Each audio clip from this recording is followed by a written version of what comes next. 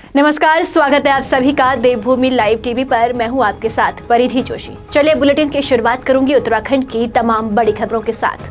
कोविड-19 के कारण माता पिता की मृत्यु हो जाने वाले बच्चों को आर्थिक सहायता नहीं मिल पाने की सूचना का कोर्ट ने संज्ञान लिया है। उत्तराखंड राज्य विधिक सेवा प्राधिकरण नैनीताल ने निर्देश जारी करते हुए कहा है, ऐसे आश्रित जिन्हें आर्थिक सहायता नहीं मिली है उन्हें सहायता अति शीघ्र दिलाई जाए। सिविल जज नेहा कुशवाहा ने बताया कि ऐसे कोई माता पिता जिनकी कोविड-19 के कारण मृत्यु हुई है और उन्हें कोई आर्थिक सहायता नहीं मिली है, वह जिला विधिक सेवा प्राधिकरण देहरादून कार्यालय से संपर्क कर सकते हैं। दरअसल ऐसे बच्चों को उत्तराखंड राज्य विधिक सेवा प्राधिकरण द्वारा चिन्हित किया जा रहा है जिनके माता पिता की मृत्यु कोविड-19 के कारण हुई है। हम जनता को यह जागरूक करना चाहते हैं आपके माध्यम से कि माननीय राष्ट्रीय विधिक सेवा प्राधिकरण नई दिल्ली एवं माननीय राज्य विधिक सेवा प्राधिकरण उत्तराखंड के तत्वाधान में जिला विधिक सेवा प्राधिकरण देहरादून द्वारा 12 मार्च को समस्त जनपद में लोक अदालत का आयोजन किया जा रहा है। लोक अदालत से तात्पर्य है कि उसमें जो विधिक तौर से सुलह समझौता किया जा सकता है, ऐसे मुकदमों का निस्तारण किया जाता है। जैसा कि हम सबको ज्ञात है कि सरकार द्वारा ऐसे बच्चों के लिए आर्थिक सहायता का ऐलान किया गया था, आदेश पारित किए गए थे कि जिन्होंने अपने माँ बाप को कोविड पैंडेमिक में खोया है। तो माननीय सर्वोच्च न्यायालय द्वारा गौरव कुमार बंसल बनाम union of India and others में कुछ इसी से संबंधित आदेश पारित किए गए हैं कि पूरे इंडिया में क्या ऐसे बच्चों तक वो धनराशि पहुंची है या नहीं। उत्तराखंड के पूर्व मुख्यमंत्री हरीश रावत ने यूक्रेन में फंसे उत्तराखंड के छात्रों को सकुशल भारत वापस लाने की अपील प्रधानमंत्री नरेंद्र मोदी से की है।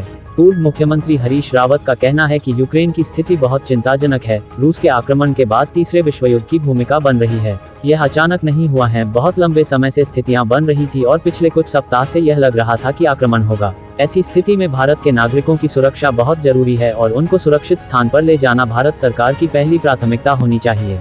उत्तराखंड के कई सारे छात्र यूक्रेन में फंसे हुए हैं और उनके परिजन काफी चिंतित हैं।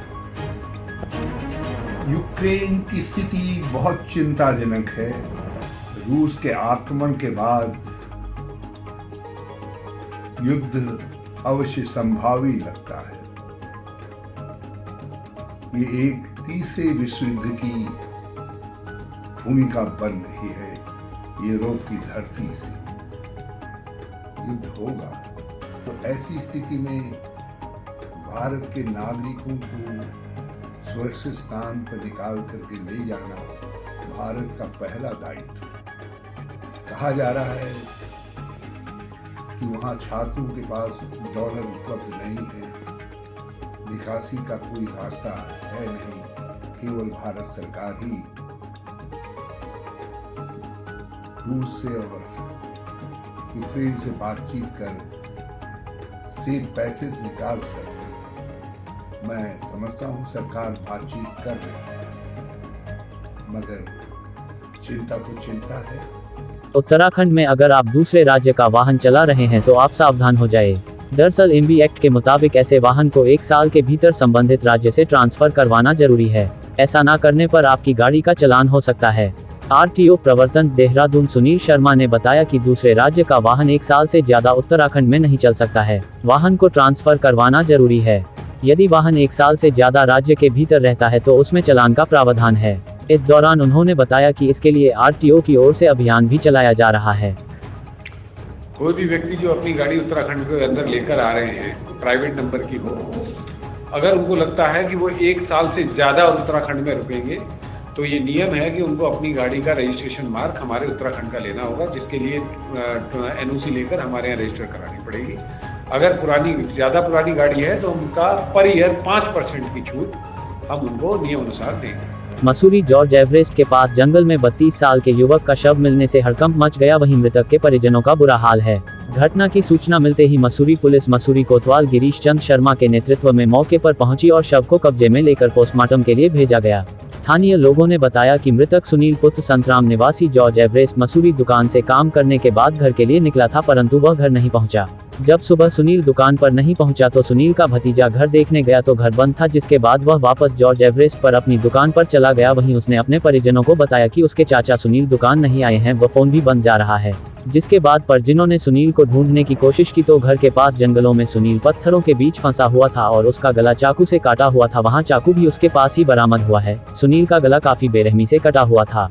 सुनील के भतीजे ने बताया कि सुनील कुछ दिनों से काफी परेशान था और लगातार उसकी पत्नी, जो वर्तमान में विकासनगर रहती है, उसके साथ कुछ कहासुनी चल रही थी, जिस कारण वह अक्सर परेशान रहता था। परंतु उन्होंने बताया कि सुनील किसी भी हाल में आत्महत्या नहीं कर सकता है, उसकी हत्या की गई है। सुनील के पिता संतराम ने बताया कि वह अपने गांव में रहते हैं और सुनील 15-20 दिन पहले उनसे मिलने के लिए आया था और अपनी पत्नी के साथ हो रहे विवाद को लेकर चर्चा भी की। उन्होंने कहा कि उनका बेटा काफी हिम्मत वाला था और वह आत्महत्या नहीं कर सकता है। उन्होंने कहा कि जिस बेरहमी से उनके बेटे का गला कटा हुआ है उससे साफ है कि उसकी निर्मम हत्या की गई है। उन्होंने पूरे मामले की उच्च स्तरीय जांच की मांग की है। कोतवाल मसूरी गिरीश चंद शर्मा ने कहा कि घटनास्थल के आसपास के क्षेत्र को पुलिस द्वारा खंगाला जा रहा है। वहीं मृतक के शव को कब्जे में ले लिया गया है। वहीं जिस चाकू से मृतक का गला काटा गया है उस चाकू को भी बरामद कर लिया। उन्होंने कहा कि पुलिस पूरे मामले को हत्या की संभावना से देख रही है। वहीं पूरे मामले की जांच की जा रही है। उन्होंने कहा कि मृतक के फोन कॉल की डिटेल भी निकाली जा रही है। वहीं उन्होंने कहा कि जल्द पूरे मामले का खुलासा कर दिया जाएगा।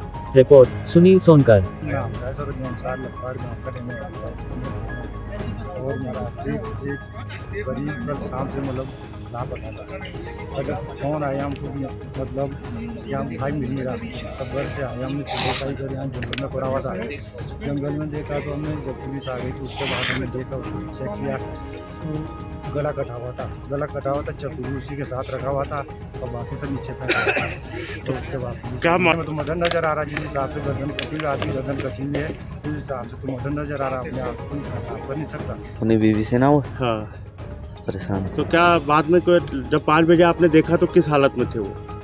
ठीक ही थे, मतलब जा ही रहे थे बात करने के लिए, घर को भी जा रहे थे अपने। हाँ मैंने कहा हाँ गए वो, तो सुबह मुझे स्कूल जाना था हाँ तो वो जल्दी नहीं आए टाइम से। हाँ तो मैंने बोला देख लेता हूँ मैं घर जाके, क्यों नहीं आ रहे जल्दी। हाँ तब ये हादसा दिखा। ऐसा लग रहा है साहब कि इसके कहीं धोखे से मारा गया और मारा गया कहीं और जगह, फेंका गया यहाँ पे, क्योंकि जहाँ लाश पड़ी हुई थी वहाँ खून की कोई बूंद नहीं है।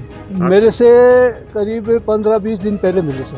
गांव आया था तब मिला था। मैं तो 1 साल से यहाँ है ही नहीं, मेरे से कोई जिक्र नहीं करा। पर यहाँ ये जो पड़ोसी बोल रहे थे कि शाम को जब फ़ोन होता था तो झड़प होती थी यहाँ पर फ़ोन पे। अच्छा, तो औरों के साथ तो होने का मतलब ही नहीं होता। तो क्या तो होनी चाहिए, पता तो चलना चाहिए साहब कि क्या हुआ।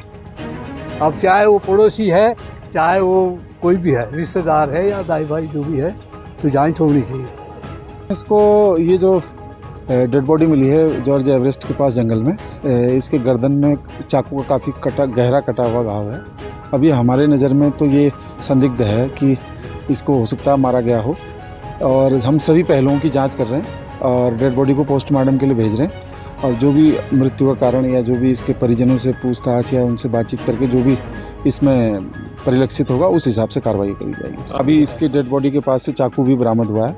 ये सारी चीज़ें जांच का विषय है, जो भी जांच में प्रकाश में आएगा वो काम किया जाएगा। परिजनों से उतनी बात नहीं हो पाई है, जब उनसे वार्ता होगी और जो भी तथ्य निकल करके आएंगे सामने उसके हिसाब से कार्रवाई की जाएगी। मर्डर की दृष्टि से भी आप जांच? जी बिल्कुल, हम मर्डर की दृष्टि से ही जाँच कर रहे हैं।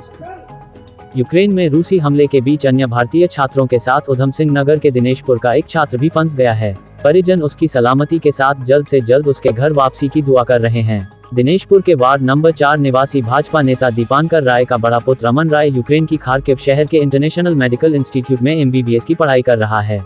इस दौरान अमन राय के पिता दीपांकर राय ने कहा कि युद्ध की आशंका को देखते हुए अमन ने 28 फरवरी को भारत आने वाली एयर इंडिया की फ्लाइट की टिकट बुक कराई थी। बृहस्पतिवार को तड़के शुरू हुई रूसी हमले के बाद परिजन भयभीत हो गए और उन्होंने तुरंत फोन से अमन से संपर्क किया। पिता दीपांकर के अनुसार अमन ने उन्हें बताया कि फिलहाल वह ठीक है। उसके हॉस्टल से 1.5 किलोमीटर दूर सुबह 2 धमाके हुए, जिससे सभी छात्र भयभीत हो गए। उसने बताया कि भारतीय दूतावास की ओर से छात्रों से संपर्क किया गया है और उनसे फॉर्म भी भरवाए गए हैं। दीपांकर ने बताया कि अमन ने उससे उसकी ईमेल आईडी मांगी थी, जिसे उन्होंने मेल कर दिया है। अमन की मां सुमित्रा राय अपने पुत्र की सलामती को लेकर काफी चिंतित है। फिलहाल सभी परिजनों को अमन के सही सलामत घर आने का इंतजार है। 2019 में MBBS कोर्स के लिए यूक्रेन में खार्किव शहर, जो खार्किव नेशनल यूनिवर्सिटी में उन्हें MBBS कोर्स के लिए गया हुआ। इस साल उसका 3rd ईयर है। अब इस समय घर आने के लिए टिकट वगैरह 28 को हुआ था, वो सब टिकट कैंसिल हो गया है और 23 के मॉर्निंग में वहाँ पर बारिश हुआ है और उसी में फंसे हुए हैं।